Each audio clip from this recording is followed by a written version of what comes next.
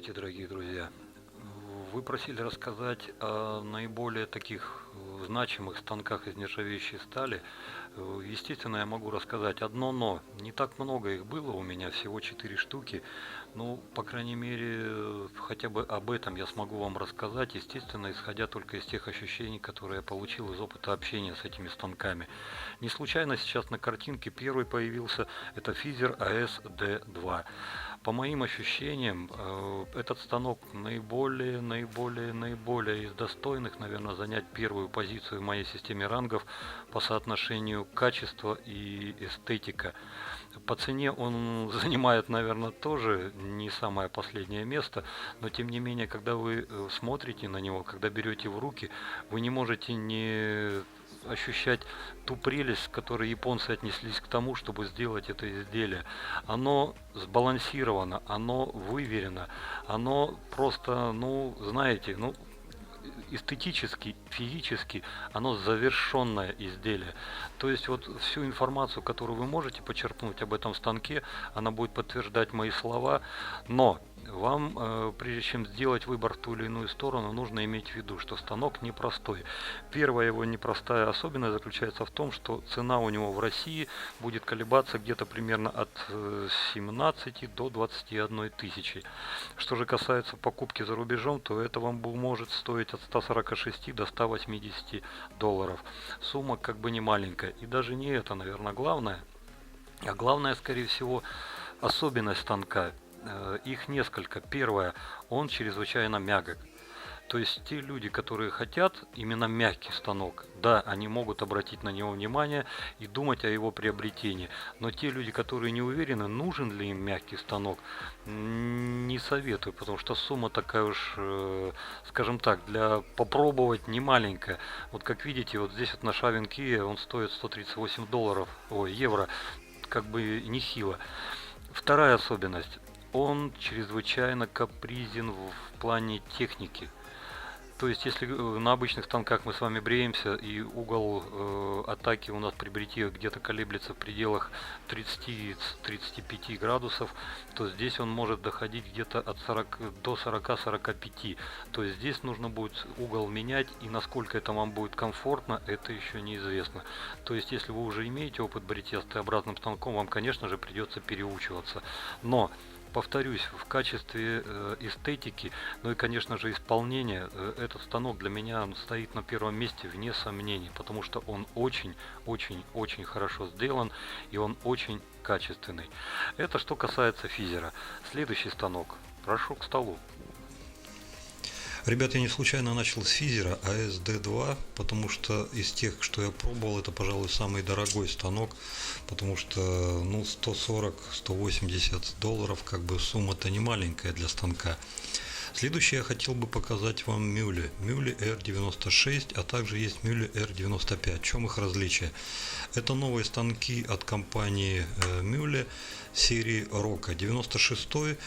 Он отличается 95-го лишь вот этой серединкой. Здесь тот же самый металл, но с накаткой, как видите, как под кольчугу или под чешую. И сатинированный материал, как-то, знаете, вот так вот покрытый, интересно.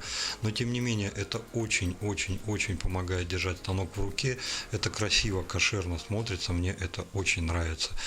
По качеству станок, ну, я вам так скажу, мне очень понравился. Конструктивно то, что вот здесь вот, видите, даже позволяет при закручивании ручки, он упирается вот в этот вот буртик. Не дай бог у вас станок упал, то это какие-то дополнительные шансы, что у вас это резьбовое соединение накроется медным тазом. Со всех сторон я его, конечно же, успел посмотреть. По качеству я смог докопаться лишь в одном месте. Сейчас я вам покажу. Вот здесь вот, видите, вот маленькая коцка, не знаю, заметите вы, не заметите, это именно вот то, что пришло вместе со станком. В бритье это не сказывается вообще никак, совершенно, но тем не менее я не могу это не отметить. Посмотрите, какая интересная ванночка для сборки вашей пены. Станок качественный, очень-очень приятный. На самом деле, то, что компания говорит, это промежуточное звено между 89 и 41 вариантом от этой же компании. Насколько он будет востребован, не могу сказать, парни. Но кто ищет что-то среднее между 89 и 41 станком, конечно же, стоит обратить на это внимание. Тем более, что он внешне и внутренне, ну, очень-очень такой достойный вариант. Ну и по цене, конечно, по сравнению с предыдущим товарищем, но это уже как бы несколько другое. Это от 80 до 100 евро, там 79, 99, не суть за бугром. Но у нас его можно найти в пределах где-то 7,5-9 400 за разные серии. 95-й будет иметь вместо вот этой черной серединки такую вставку из коры, не из коры, из березы. Смотрится чрезвычайно импозантно. Я думаю, что в руках будет держаться еще лучше, потому что все-таки кора березы — это кора березы. И, кстати сказать, компания вместе со станками выпускает одноименные помазки. На каждый станок по 2 помазка. Один идет из фибры, другой идет из высококачественного барсука. Каждый сможет себе что-то подобрать и выбрать. Помазки тоже стоят, я вам скажу, не 3 копейки, поэтому прежде чем приступить к выбору именно этого станка, подумайте. Ну вот по качеству могу сказать, что это вещь почти что на века, потому что здесь ничего лишнего, никаких финдибоберов, все качественно, надежно и просто. Следующий станок, которым мне довелось попользоваться достаточно такой продолжительный период времени, это станок от Грега Кана. Сам он американец, со временем перебрался в Таиланд, сейчас живет в Паттайе. Может быть, поэтому часто говорят, что эти станки таиландского производства. Не могу сказать, но сам Грег живет в Паттайе и, судя по всему, чувствует себя неплохо. Когда-то простой работяга решил пойти по такому артизанскому пути, то есть собрал все самые лучшие качества старых станков и решил сделать что-то свое. Именно вот благодаря его экспериментам со временем получился станок, первая версия которого выглядела примерно вот так, Icon 101. Это единственная плита, которая, кстати, вот с одной стороны гребенка, а с другой стороны он закрытый, которая не из нержавейки. Она из высококачественного алюминия, ну и по цвету, конечно же, маленечко отличается. Не только по цвету, по весу. Это самая легкая плита. Пускай не намного, процентов на 30, где-то на 40, нет, на 30. Она легче, но тем не менее.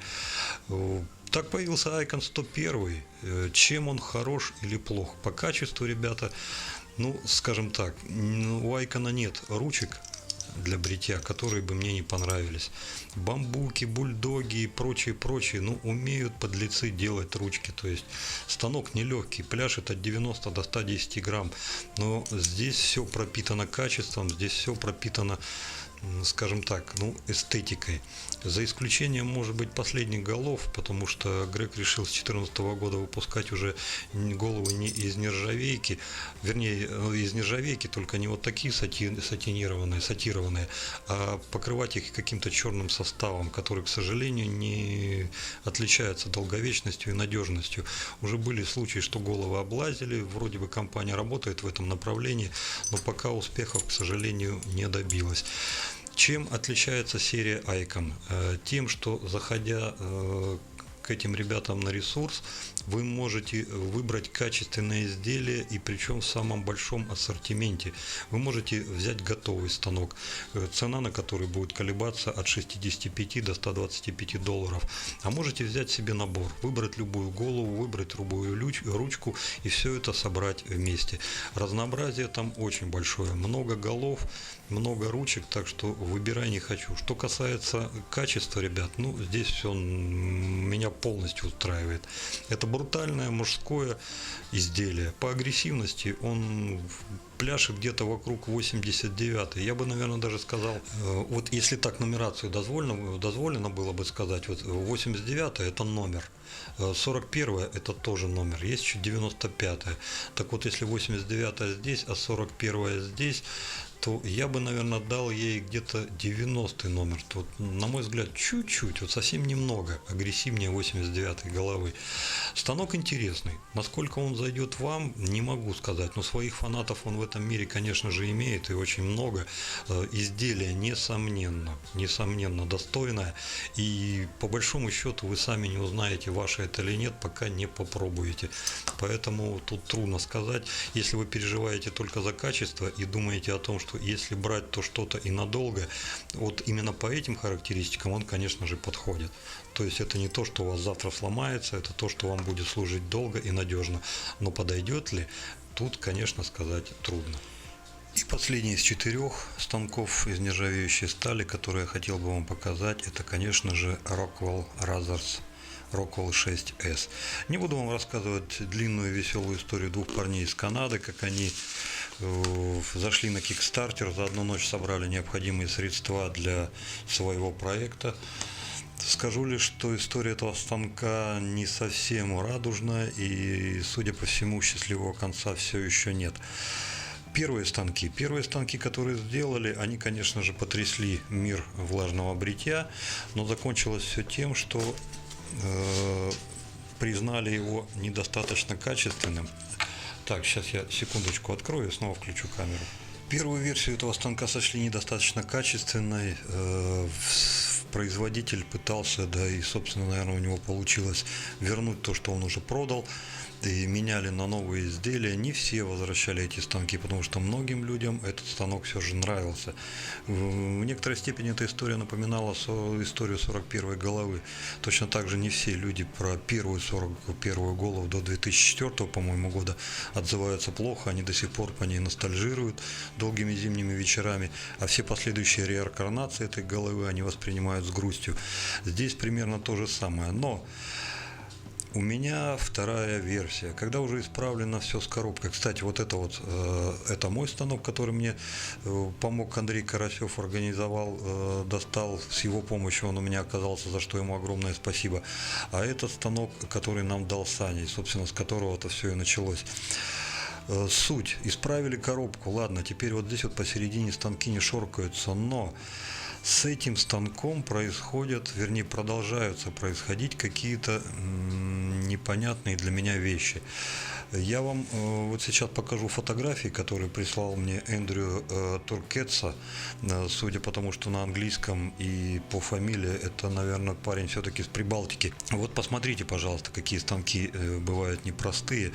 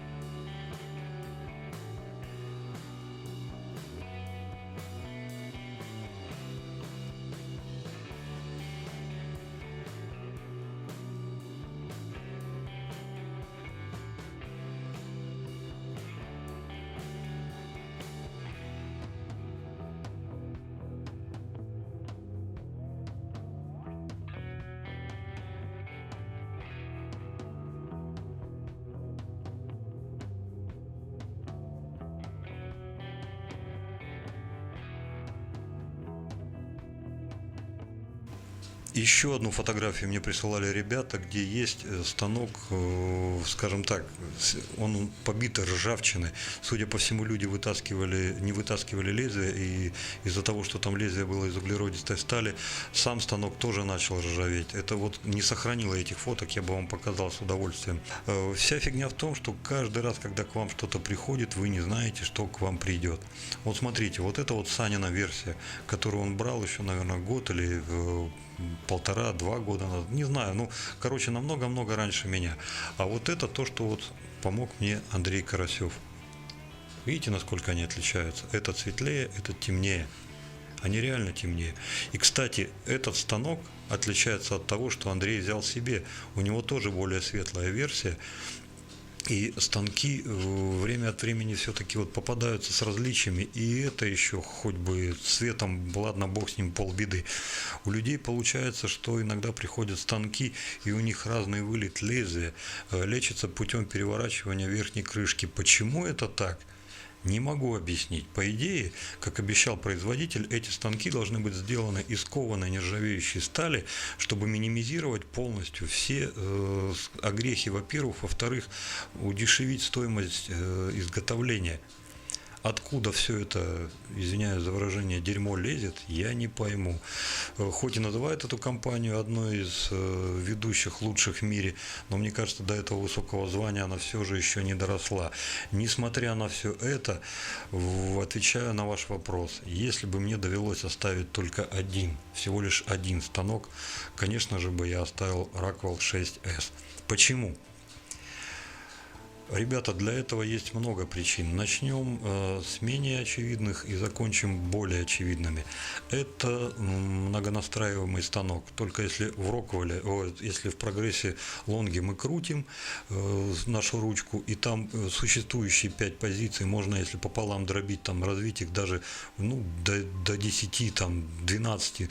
Но это все лукавство, на самом деле их там всего 5, 5,5, 6. Тем не менее, станок хороший, но это для меня лучше. Хотя здесь регулировка, по сути, сводится к тому, что вы будете менять всего лишь плиты. На каждой плите 2 номера. На этой 2, а на этой 4.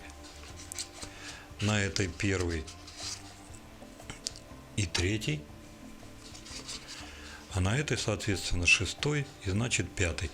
Тот номер, который выходит у вас на внешнюю сторону, значит, той стороной вы сейчас и бреетесь. В данном случае этот станок стоит на 6, самая агрессивная единица, конечно же, самая наименее агрессивная. Здесь есть все-таки некоторая заморочка, чтобы приходить вот к этой регулировке. Если вы в прогрессе лонги, вы просто в прогрессе вы Меркури, ой, господи, всех собрал. Прогресс вы просто крутите. А здесь нужно плиту переставлять.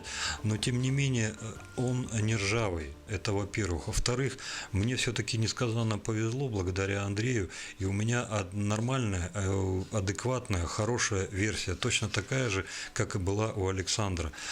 Прибавьте к этому, что он тяжеленький. И тяжесть такая, что она вам руку не тянет, что он вам дает основательное, такое, знаете, конструктивное, прогнозируемое, адекватное бритье.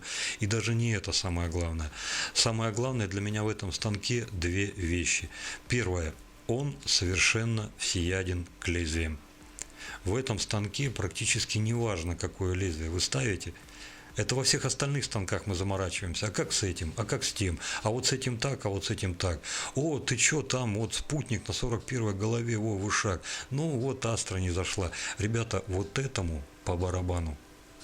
С той или иной степенью комфорта, всегда комфортно. Просто где-то чуточку больше, где-то чуточку меньше. Он бреет всегда с одним и тем же результатом. Ему по барабану, какие лезвия вы сюда вставляете.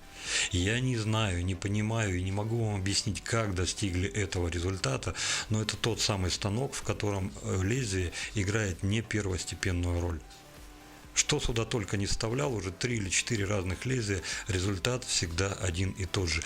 Не пробовал самую-самую какую-нибудь, знаете, вот, аутсайдерскую версию еще ставить, хотя в следующий раз надо будет что-нибудь попробовать. Назовите, по вашему мнению, какое лезвие самое плохое, попробуем сюда поставить и посмотрим, что получится. Он всегда брил. И причем этот станок, если бы спросили лучший станок для новичка, я бы назвал именно этот, потому что этот станок прощает все ошибки. Все. Неважно, какая у вас техника, он вас не поранит. Он просто бреет. Если вы неправильно поставите станок, он у вас в этом месте просто не пробреет, но вас никогда не порежет. И вы к этому месту вернетесь снова, проведете еще раз и побреетесь. Вот настолько он не очевиден, неординарен, совершенно не похож на все остальные, уникален. И я даже не знаю, как его назвать. Вот меня ребята как-то раз в комментариях спрашивали: Вадим, а вот такая плита на Роквелле, это что на прогрессе? Ребят, не знаю. Потому что вот этот станок, его с другими станками сравнивать, это все равно, что БелАЗ сравнивать, я не знаю, с ЗИЛом. Это две разные машины. Да, они грузовые, но это разные машины. Вот его трудно сравнить с каким-то другим. Хоть с Прогрессом, хоть с 89-й головой, хоть с 41-й. Вот на шестерке это самая агрессивная голова на этом станке. Я чувствую себя с таким комфортом. Я прямо просто отдыхаю. Но с не меньшим комфортом я чувствую себя и на четверке, и на тройке. И бреет он и там, и там, и там замечательно. Даже я вот подозреваю, что даже если вы найдете какое-то лезвие, которое самый отстой, то поигравшись с плитами, вы все равно найдете тот вариант, при котором он побреет.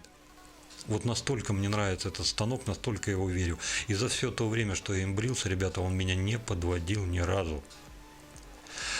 Но, к сожалению, есть ограничения, о половине из которых я вам уже сказал. Это плавающее качество, как от этого избавиться, ребята, я не знаю. Надо как-то находить какие-то ходы, чтобы не расстраиваться так, как вот было. Ребята расстраивались, что им пришло не то, на что они рассчитывали. Ну и, конечно же, цена. На сегодняшний день вот такая вот сатиновая версия, она будет плавать где-то в районе $100. Если же говорить за новинку, которую компания выпускает, сейчас появился хромированный вариант, то это будет где-то в районе $119. Вот, пожалуй, и все на этих 4 станках. Все, что имел, показал. Мой выбор Rockwell. И в ближайшее время он меняться не собирается, ребят. Для меня этот станок на сегодняшний день номер 1 forever. Вполне допускаю, что это только до тех пор, пока, может быть, что-то другое не пробовал. Если доведется, если судьба распорядится так, что попробую какой-то нержавеющий станок, за исключением тех, которые я уже назвал, то да, тогда еще будет пища для размышления. Пока из тех 4 для меня вообще из всех, что я пробовал станков, вот этот номер 1. Вот, пожалуй, что и все. Добра вам, счастья, радости. Берегите себя, берегите своих близких. И дай вам Бог здоровья. До новых встреч.